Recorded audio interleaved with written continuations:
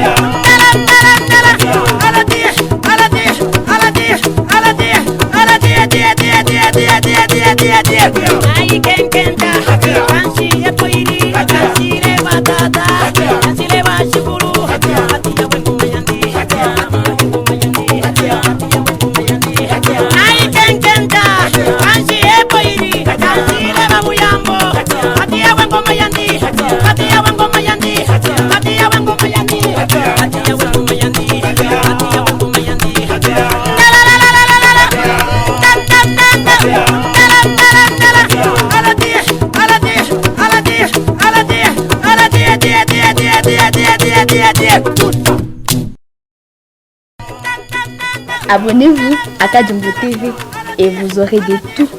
Kadjumbo TV c'est du travail. Abonnez-vous et faites abonner aussi les autres. Merci beaucoup, Ndeko Balingami, Ndenge Bozali, devant vos petits écrans, vos smartphones, tous les moyens, tous les supports possibles que vous utilisez pour nous suivre. Nous disons merci. Likez nos émissions, abonnez-vous davantage pour que la course soit très bonne et très serrée en même temps. Information yo tozanango lelo ezaya koyeba ete INC azana union sacrée. Ils ont bien réfléchi, ils se sont dit nous sommes là-dedans. La République ne peut pas arrêter. Parce que nous avons un peu comme dans la mouké. Ça arrive dans chaque société. Ils ont pris la bonne décision de rester auprès du chef de l'État, l'accompagner dans une entreprise qui est la leur. Mais bah réclamant qui mingi que il faut camere akende soins na Afrique du Sud. Na minute tozoloba, on a demandé à ce que ministre akoka ko signé kamere akende soins na Afrique du Sud. Bon, nous disons, finalement, il y a quelque chose là qu'on ne semble pas bien comprendre que Batou, comment kokende Afrique du Sud, ba politicien.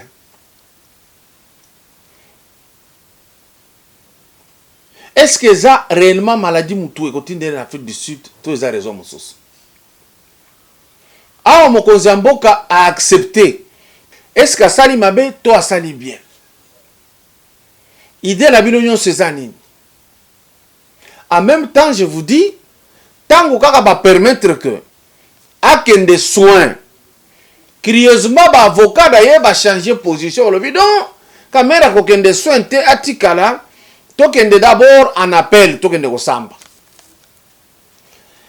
il y a nini ezoleka place wana. Position oyo bazwaka yango na période ya concertation balobi je crois consultation balobi biso ye ne seto kokende te, il faut kamere nde akende kosola na chef de l'état na tunaka bango maladi esili po akende tour oyo ba signé que akende soin na Afrique du Sud mbala moko ba oh non atikala tok samba nanu nde akokende. Est-ce que maladie oyo elingaki ko ezaki kotinda akende ka Afrique du Sud elembisi ko torturer ye? Quelle est la vérité? Quelle est la vérité? Nous ne faisons qu'analyser. Pour Bayembaki, c'est le droit, vous voyez, on ne peut pas les laisser, il faut qu'il y ait des soins, nous sommes de ceux-là qui avons dit, non, nous sommes à Zobelate. C'est une maladie, mais maintenant que le chef a dit, laissez-les aller. Pourquoi il laisse Kamere aller dans soin? À un moment donné, c'est une réponse pour dire aux gens qui crient, qui pérorent partout que Azo éliminé candidat il y a 2023, des choses comme ça. Curieusement, quand Batouazé ko crié wana, maître Kabengela, à l'équipe, il faut qu'il y ait un appel kaka. Mais pour nani boumela qui trône appel wana bokotaki depuis l'année passée. Ba autoriser qu'il y ait des soins, bosengi appel. Tango ba blokaki akende soin te bo kende appel, bosengaki akende hôpital. Quelle est la vérité? Ça va se savoir un jour. Mabunda alongwe namba tune nyonso. Ilunkamba alongwe namba tune nyonso. Et comme tour ya Ntambwe Mwamba bakoti na session extraordinaire oyo il fallait ça là un mois. Ntambwe Mwamba moni kaka ba ordre du jour ndenge ezali akangi session kaka le même jour pour empêcher bato na motion na bango ya censure contre lui. Mais Ntambwe Mwamba ne lit pas le temps, les signes de temps. Il a fait des manœuvres à chaque forme. Il a fini par démissionner. Mais quelque part, nous disons, c'est une façon de laisser pourrir la situation et de gagner du temps et de faire perdre le temps dans l'action et chef de l'État dans la prière. Oyasala qui a nation s'adressant au Seigneur, il a dit Nzambe a accompagné RDC parce que 2021 est année à reconstruction. Nous disons, Bozelate Keti, Mokolo Session Kokota, ça se permettre en temps de s'amuser davantage avec la République. Pour ce temps, il y a des politiciens, tout. Il n'y a pas quelqu'un qui a fait du mal à cette République qu'un Tamouman. Et puis à Monique est comme habitude parce que à Salaka Mabé, à Komagara ministre. Awa dribblé, simple. Azali na dossier où ezalaka, kune pa ya procureur général, près la cour de cassation. Il fallait seulement permettre le DG, le PG, à ramasser Ntambwe Mwamba na dossier taliba 2 millions d'euros, na ba 1 million de dollars, bambongo tuwana. Dossier wana ezali na maboko ya procureur général. N'attendez pas, Ntambwe Mwamba n'est rien. Amenez même policier bakotoka yi. D'abord, la première des choses à faire, bolongola ye bagarde. Bolongoli ne bosalaki mabunda.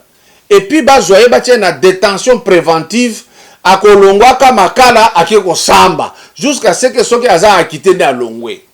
C'est comme ça que Mutuana a usana discipline. Sinon, il se moque de tout le monde. Pourquoi? Trop tiré en longueur des histoires, trop de patience, trop de démocratie, il en profite. Pendant ce temps, la souffrance à l'Est continue. Les gens du Kasaï qui sont dans la brousse en Angola souffrent encore. Alors, il faut réfléchir vite et y aller sans pitié. C'est très important. Alors, wanaza dossier ya Ntambwe Mwamba soki bolandi élément moko o salaki Pero Ruara. Il a expliqué. Vous allez comprendre que il est arrivé à un moment donné, il a dit Ntambwe Mwamba, où sont les mercenaires? Ntambwe Mwamba salama bébélé quand il était ministre de la Justice. Bozala na ye na mawate ya kokende neti koli malembe non. Il faut regarder les images de Jekoko Mulumba quand il vomissait le sang. Bayaki kosambisa Jekoko Mulumba na mbetu na ngaliyema batindi batu na pouvoir ya Kabila na bakalevu mutonde na Ntambwe Mwamba batindi batu bake kosambisa Jekoko Mulumba na mbetu hôpital muntu ba rein eza bouché aza kosanza makila basambisa ye na mbetu wana ya hôpital. Kaka les mêmes gens basambisa mutu sous perfusion Frank Diongo à Saliboy. Si vous comprenez, hein, Frank Diongo disait toujours que les ténèbres est qui cohabiter dans la lumière. Car le mec Kabila koko changeait tamukete. Moi je le croyais. Mais beaucoup de gens pensaient que non, il en fait trop. Non, aujourd'hui, on lui donne raison. Basambisa ya Zobela. Basambisa Diomindongala dans la paralysie à sa kotambola boye. Bino pitié obozi ya kosale la Ntambwe Mwamba uti wapi. Il est en train de se moquer de vous, de nous tous. Session il y a un mois, a fungirango un jour, a le même jour. Les tout-puissants. Et vous laissez passer la situation alors qu'il a un dossier judiciaire pendant. Pourquoi vous n'activez pas? Qu'est-ce que vous cherchez finalement? À un moment donné, on en a marre de trop attendre. Il faut y aller vite. Je vous informe que ça fait combien de mois toi on a maïté. Vous vous demandez comment on se démène pour chercher l'eau. L'eau c'est la vie. Nous ne l'avons pas. Ces gens ici de Kabila, ils nous ont fait trop de mal. Qu'est-ce que vous attendez pour punir? Régie des eaux, SNEL. Batouamabe Bahakuna Bazali. N'importe que cela va soulager la population. Patience Nabino. Longueur et l'équipe trop. Alors, traitez Ntambwe Mwamba de la même manière qu'il a traité les autres. Vous traitez la même dose. Ici, Tokei na côté enseignement. Banque mondiale a boy copé ça la minute 100 millions de dollars pour la gratuité de l'enseignement. Pourquoi? Parce qu'à mon indéga ba sakani na secteur et enseignement. Bon, là, je ne suis pas pressé. Celui qui dirige le ministère des PSP, c'est un ami. Willy Bakonga, Tikiye Akeko Fanda. Ezo Senge Bamakamonsusu. J'ai pitié. Je l'aime beaucoup, nous parlons très bien. Mon fils a étudié dans son école jusqu'à obtenir le diplôme d'État. Mais qu'est-ce qui se passe? Balobi, je suis à ma belle makasi. Alors, Banque mondiale a boy kopé sa bongo. Est-ce qu'il n'y a pas moyen de penser na bana ou yotozo bota? Pourquoi chez nous au Congo le mal nous intéresse? Puisque je parle de l'enseignement, de l'éducation, il n'y a pas que l'EPSP, Oyo Asaliba Makambuana, mais il y a aussi la manière dont le gouvernement congolais gère cette histoire de Covid-19. Nazana image ya président tanzanien, mais ça na Swahili. Na kotiango mobimba, bokoyoka makamazolo ba, ça ne sert à rien. Mais moi je vous dis, le président tanzanien a refusé d'aller en confinement. Il a dit ceci. Natia confinement, bato yakokata bilanga bakokata te tokokufa nzala. Natia confinement, bana yakotanga bakotanga te bakokoma ba abriti. Natia confinement, baoyo bakende médecin bakosala musala te, batutu yo ya économie bakosala musala te. Le président a pris ses responsabilités. Il a refusé le confinement. Mais biso awa to tremblaka toujours la France. Ce qui a ça le biso te répéter en gros. Qu'est-ce qui se passe? Est-ce que vous ne pouvez pas regarder, n'importe que comme nous vivons, partout nous vivons, vous nous enterrez combien par jour par rapport à malaria? Pourquoi vous voulez nous mettre dans la terreur? J'ai suivi le discours du chef de l'État, son speech, Nathan Wakendeki Brazzaville. Je me suis dit, le président a tenu deux langages. Il dit que le vaccin, c'est un passage obligé. Ça m'a inquiété énormément. En même temps, il dit, mais nous attendrons encore parce que nous avons nos produits à nous qui traitent cette affection. Mais monsieur le président de la République, restez du côté, il y a produits aux autres traités. Oyo, vous étiez à Bakoko, la biso, Batike la biso. Tout ça, les yango.